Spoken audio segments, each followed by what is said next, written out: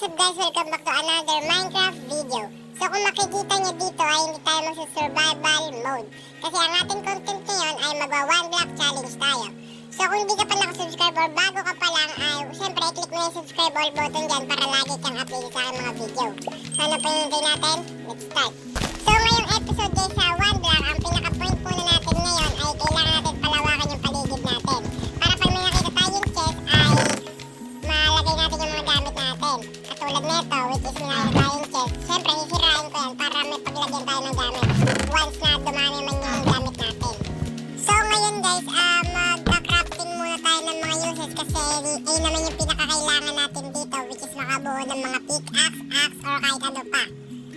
So guys, update lang, which is minexpo natin dito. Ay, wala dito na, upload ko pa. Pero anyways, kakaspawn lang niya. Sana naman hindi siya mapatay o mapalo or humarang dito kasi kapag humarang siya dito sa aking mga hinuhukay ay madadami siya or baka may chance siyang mahulog kasi nahampas ko siya ng hindi sadya. Pero yun nga, wait lang naman yung update ko sa inyo. Nagkapig dito bigla na lang siya nag-spawn. Nagulat nga ako, kala ko zombie na.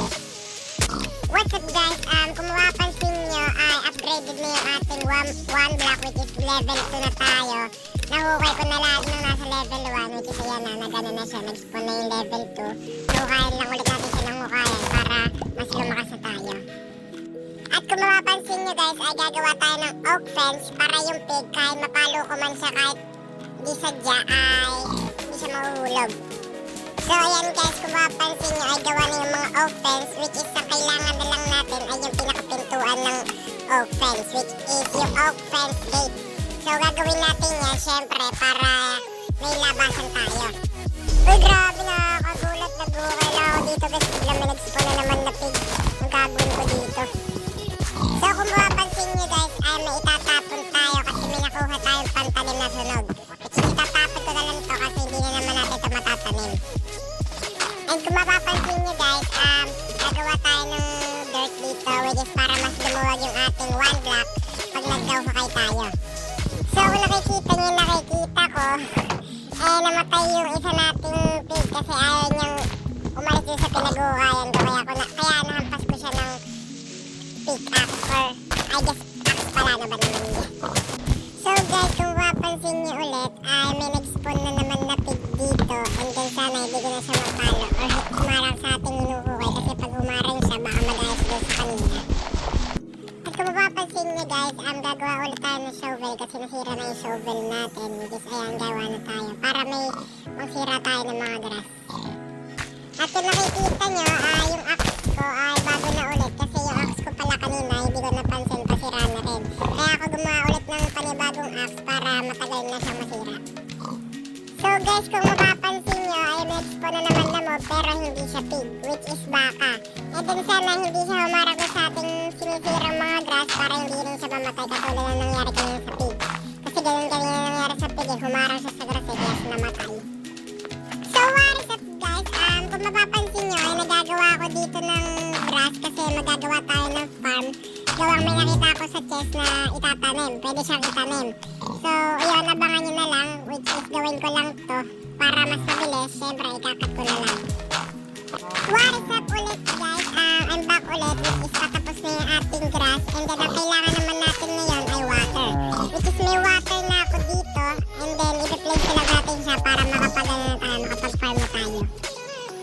So kung mapapansin nyo dito guys ay nagtatanim na tayo and then ang kailangan na lang natin sa kanila ay makompleto at yung iba bumunga na para yung iba ay mapitas na natin pagtagal.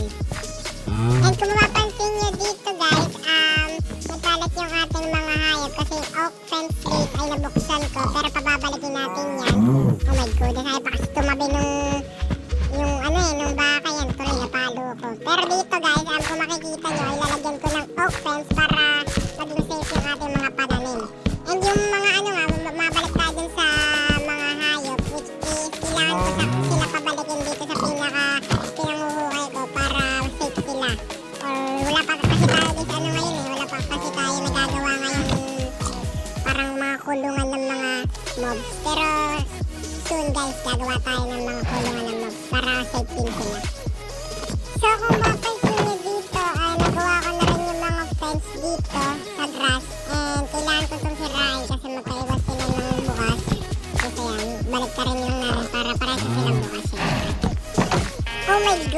guys, nakakagulat yung ship. Bigla-bigla na lang talaga nag-i-spawn. Pero itong ship na to guys, bawal natin siya alagaan. Kailangan natin siyang patayin kasi para magkaroon tayo ng bed. Which is, pag pinatay natin to, ang kailangan pa natin balat ng ship ay dalawa pa. Kung may ano nga lang ako guys, yung pinakala lang guys, tawag dito, yung pangkat lang ng ship, pwede na rin yun eh, kaso wala pa tayo, wala pa tayo kasing ayon. Pero anyways, yan napatay natin yung ship, which is nadami pa yung isang pig, sayang naman yung isang pig. Pero anyways, dalawang ano yan guys, kailangan natin, dalawang up, bago natin muna simulan yung video natin ay may sasabihin na ako sa inyong importante, which is pag pinaabot ito ng 200 subscribers ay mag-face reveal ako and then magpo-voice na rin syempre. Kaya kung ako sa'yo, paabutin mo na doon ng 200 subscribers, which is mag-subscribe all button ka na para makita mo yung pagmumukha ko. So balik na tayo sa video, let's go. Balat ka lang ng ship para makagawa tayo ng bed, which is ang ano ata, nakapart na ata ng wool ng ship, which is stick ata or wood. Pero ito guys, pinatay ko na rin lahat yung mga pig para may ano tayo, may pagkain na rin. Kasi wala pa rin naman kasi tayo kulungan eh, kaya patay, mas ayos na lang siguro patay na rin sila. Huwag kayo mag-aalala guys, kapag may kulungan tayo guys, dun talaga tayo guys sa mag-aalaga ng mga hayop. Soon guys, gagawa tayo ng kulungan. So kung mapansin nyo ulit guys, may nag-spawn na naman ship dito pero kailangan natin yung patayin para magka-bed tayo. So guys, kung makikita nyo, naghanap pa rin naman ako dito, which is nag-break pa rin naman ako dito ng mga lalabas. And then may nakita ako dito pumpkin seeds. So syempre, ano natin yan sa taniman natin para may pumpkin na tayong masisira or makokolect. And kung mapansin nyo guys, magagawa muna tayo ng axe kasi nasira na yung axe natin, kakasira dito sa mga sinisira natin sa one block, which is dito, ayan. So dito, kailangan natin dito ay grass yan, kasi shovel dapat. Yan, oh my goodness, may ship na naman. So guys, kung malalaman nyo, kompleto na tayo sa ship, namatay ito, which is ayan.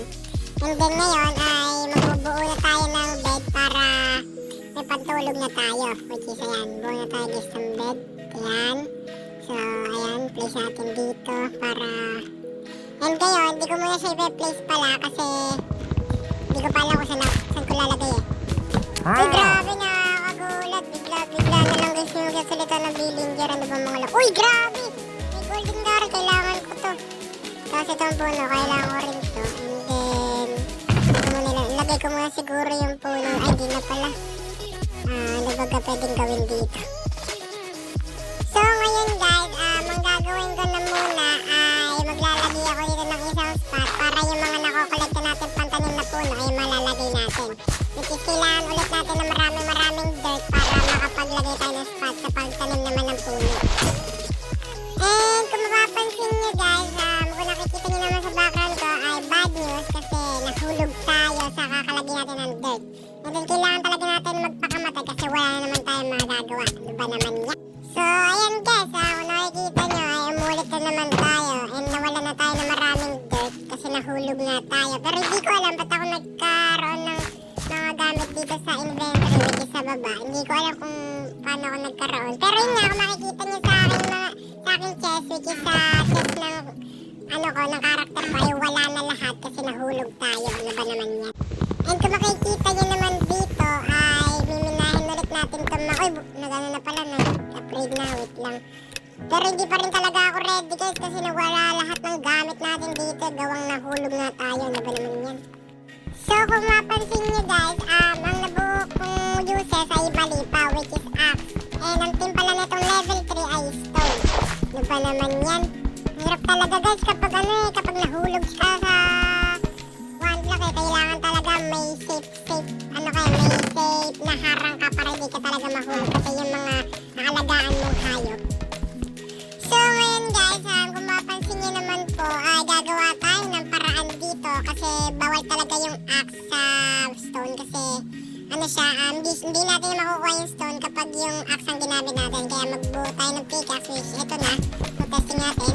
Yun, pwede na, sa wakas. Buti na lang talaga guys, may natira tayong wooden. Kung wala, na tayo dun guys, finish na. And kung mapansin nyo guys, ay magagawa na tayo ng stone uses kasi dito dun sa sirain natin ay iron na. Which is bawal ang wooden dun eh. Kaya mag-stone yung gamit natin para mawari yung iron. Yan. Which is may iron na nalabas dito kasi level 3 na tayo. So, ayan. Nakikita nyo ba? Nakikita ko guys. Walang dew guys. So, kakaibang baka to. Makasirang baka. Grabe. Ano ba naman yan? Patay natin to guys. Baka mamaya kasi nangangagat. Yun. Wow! Grabe. Nakikita nyo ba nakikita ko guys? Which is may zombie na nag-spawn. Grabe sa level 3 pa lang guys. May nag-zombie na nag-spawn. Paano pa pag nag-level 4? Ano ba naman yun? So, kung mapapansin nyo, ay nasira yung ating mga fence, which is yung shield natin, pati yung pintuan. Kasi po, ay may dumating na agad na creeper. Which is, mas mahirap pala to guys kapag kapag gabi na. Kapag level 3 ka na guys, mahirap na. Which is, may mga nadating na agad na mga mob, na mga kalaban mo. Lalo na yung creeper, yung pinaka-hit ko sa lahat. Ano ba naman yan? So guys, yun natin tatapos yung pinaka-episode 1 and then abangan yung episode 2 kung kailan ko i-upload. By the way, wag nyo na lang syempre kakalimutan yung yung subscribe all button dyan para lagi kayong update sa tuwing ako yung mag-upload ng video dito sa akin channel.